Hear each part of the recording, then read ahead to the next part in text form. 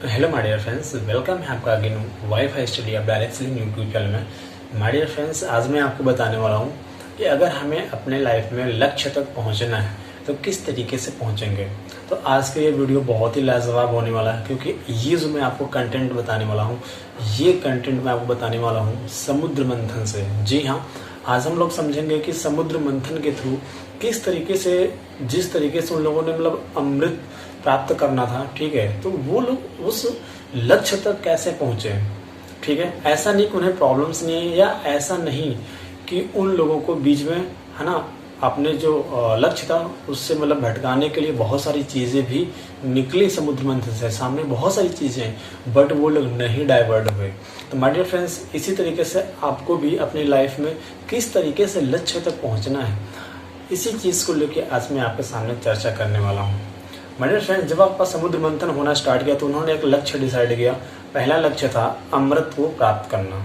जो समुद्र मंथन हुआ था वो अमृत को प्राप्त करने के लिए हुआ था, यानी कि अमृत निकलेगा जो असुरों में और देवताओं में क्या होगा, बराबर बराबर से, ठीक है, बांटा जाएगा। तो इसी के बिहाफ पे आपका क्या हुआ था, समुद्र मंथन हुआ था। तो जब समुद्र मंथन होना स्टार्ट किया तो टोटल उसमें 14 रत्न निकलते हैं। राइट, क्या निकलते हैं? 14 रत्न निकलते हैं। लेकिन जो उनका लक्ष्य था वो सबसे लास्ट में निकलता है ना। जो उनका लक्ष्य था, है ना, वो उसका जो है सबसे लास्ट टाइम पे निकला, नहीं 14 नंबर पे, जो अमृत था, अमृत कलश जिसको बोलते हैं। तो बट उन्होंने जब स्टार्ट किया समुद्र मंथन का, तो आपको पता, जब समुद्र मंथन होना स्टार्ट हुआ तो सबसे पहला हमारा जो निकला था वो निकला था आपका विष रत्न के रूप में पहला निकला। यानी कि इतनी बड़ी प्रॉब्लम, अब उस विष को ग्रहण अगर कोई नहीं करता तो क्या होता, फिर सभी लोगों में कहीं ना कहीं दिक्कतें आती, सभी लोगों को कहीं ना कहीं प्रॉब्लम्स आती, हो सकता है बहुत सारे लोग मर भी जाते। तो इस वजह से जो पूरे विष का पान किया था, है ना, जिससे किसी को हानि नहीं हुई, उन सभी विषों का जो पान किया था, सबसे पहले किसने पान किया था? आपका शिव जी ने। तो जितना भी विष निकला था उस विष का पान किया था हमारे शिव जी ने। इसी तरीके से हमारा उसके आगे और भी रत्न निकलते गए। उसके बाद आपका कामधेनु गाय निकली, जिसको एक ऋषि जी ने लिया। उसके बाद आपका एक घोड़ा निकला, ठीक है, घोड़ा जो मन की गति से दौड़ता था, इतना फास्ट दौड़ता था, उसको राजा बलि ने अपने पास रखा। उसके बाद आपका ऐरावत हाथी निकला, जिसको आपका भगवान इंद्र के पास, है ना, भगवान इंद्र ने अपने पास रखा। उसके बाद आपका मणि निकला, जो भगवान श्री कृष्ण जी ने रखा अपने पास। फिर इसी तरीके से आपका कल्प वृक्ष निकला, अप्सराएं निकली। इसी तरीके से आपके और भी बहुत सारे रत्न निकलते चले गए।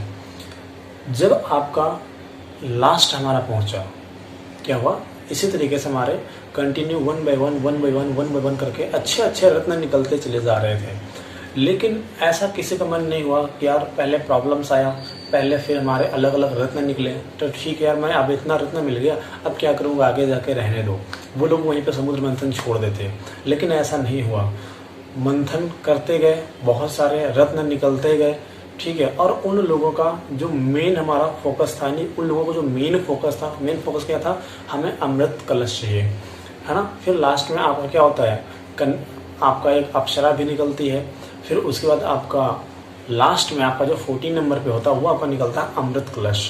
तो आपको इस जो समुद्र मंथन था, इससे आपको यही लर्निंग लेनी है कि जो भी हमने डिसाइड किया है, आपको प्रॉब्लम्स भी आ सकती है। जैसे स्टार्टिंग में समुद्र मंथन में प्रॉब्लम आई, आपका विष निकला, ठीक है, बट उसका भी निवारण हुआ।